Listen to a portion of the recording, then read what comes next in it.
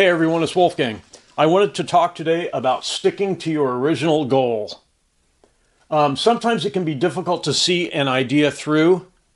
If it's slow to catch on, it can ding your confidence if you were expecting a faster outcome. Sometimes co-founders can leave or other key people. And there's always the grass is greener in the other opportunity problem. When you get involved with an idea, a business idea, it always seems harder than, not always, but often seems harder than you expected, and you start looking for other opportunities. This is kind of a mistake in almost every case. Because remember, if you quit, you just have to start all over. Start from the beginning with something else. It's better to stick with something, to stick to the original goal, change your approach, figure out how to make it work. Maybe the outcome will be different. Maybe the idea itself will have to change, but if you quit, you're just going to have to start over again anyways.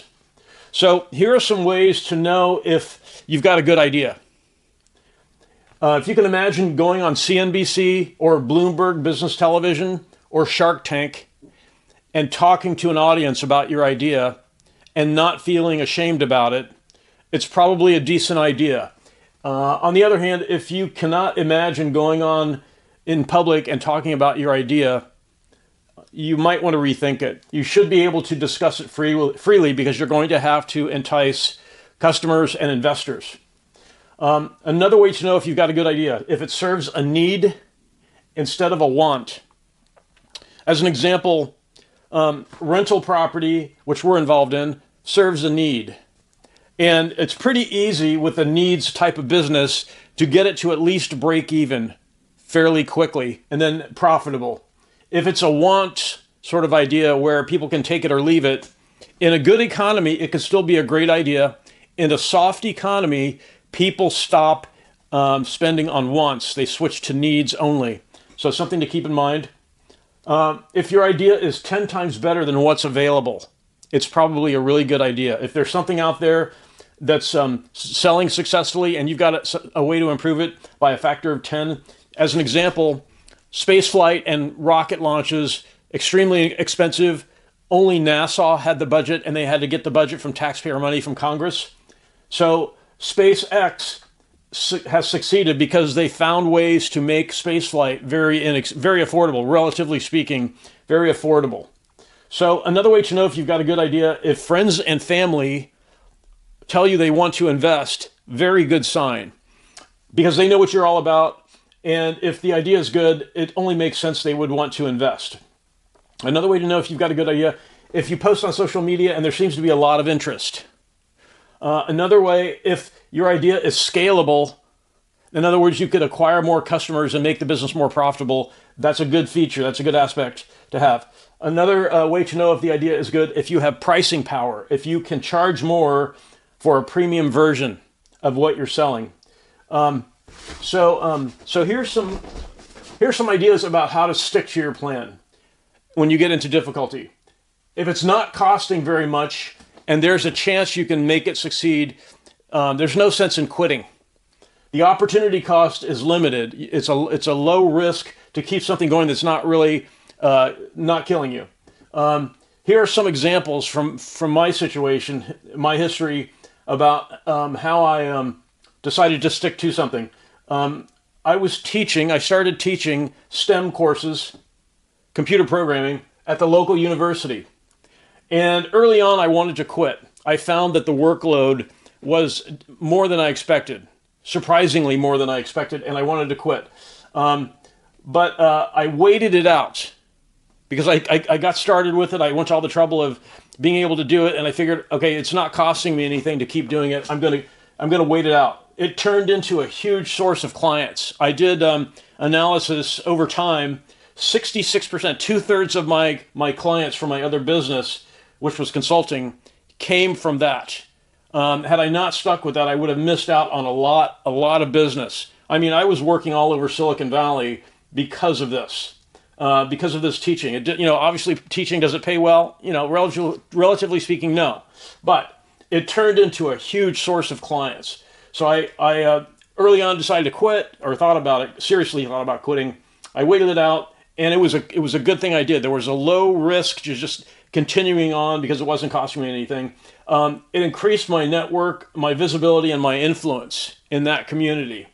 So that's just an example of if it's not costing too much and there's a chance that it can turn into something. I mean, I didn't expect this though. I didn't know there was such a huge the windfall out there if I stuck with it. I did that for 5 years. I taught for 5 years and then moved on to something else. Another example of sticking with something. Building an audience on social media, kind of slow, right? Doesn't happen overnight. But if you think about the objective, marketing on social media is here to stay. It's not going to go anywhere. So this is a good use of time if you're planning on building a reputation and online audience. Online marketing, social media marketing it's here permanently. And another thing to think about in terms of how to stick to your plan, if you rack up any sales at all, attack that and increase sales. And this is a mistake we made in the first business we started after graduating with a software engineering degree. We started a business, we started making sales, and we were surprised that the sales did not meet our expectations, and so we shut it down. Huge mistake. A lot of regret about that. We should have recognized we've got sales, things are, a little bit slow to catch on.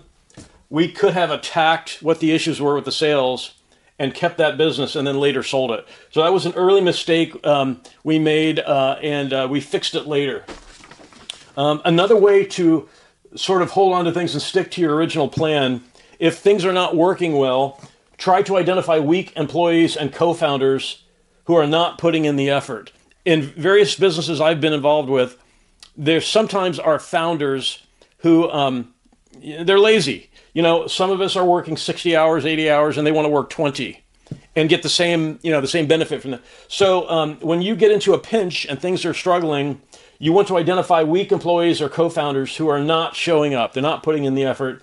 Negotiate them. I mean, obviously with employees, you can let them go. With co-founders, you have to negotiate them out of the business. Make the case, look, everyone's putting in 100-hour weeks. You're putting in 20. This is not working. We're not going to be happy. It's affecting morale in the company, letting you stay. So we're going to buy you out or something, or give them something to motivate them to leave the company.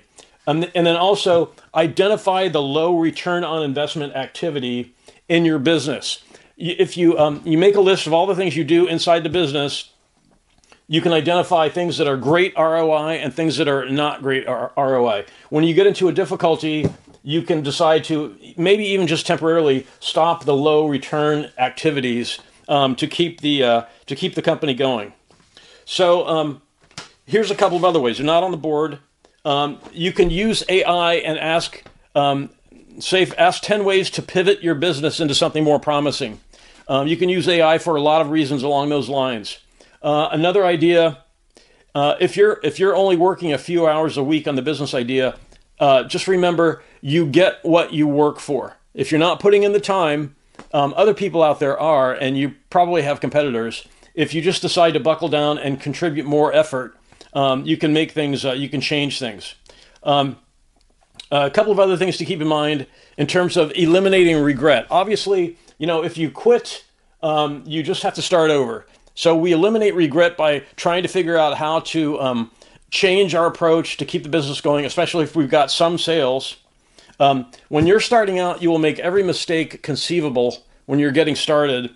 You learn from those. You don't quit. You learn from those. Like I said, in this case of teaching, it was a lot more work than I thought it was going to be. But if you change your approach, if you learn what's not working, figure out a way to change your approach, you can persist in the idea. And then one thing that's really easy to do, make a one-page list of what would this business look like if it succeeded? What would it look like if it was successful? And then after you've written all that down, look at what you're doing and see does it match up. And usually it doesn't. Usually what your vision is, what it could look like when you succeed, your actual effort is not going to get you there. And then it becomes obvious. Until you actually write down what success looks like, you may be sort of drifting along and trying things and not really knowing what to do. So I hoped all that helped. It's really easy to quit, but you just have to start over with something else. You've got to be resilient and figure out how to put in more effort, eliminate low return activities, kick out people who are not pulling their weight, and look at what success looks like. If you can identify what a successful outcome looks like, look at what you're doing currently and change it so that there's a path, and actually map out the path, what needs to happen with time frames. You can't always, get your goals with time frames, but at least you've got something to shoot for. If you just have, we're going to keep at this until something happens, and there's no, incremental goals along the path, it's hard to focus and decide what to do next. So I hope all that helped. If you have any questions, you can leave them in the comments. I want to thank everyone for watching and have a great day.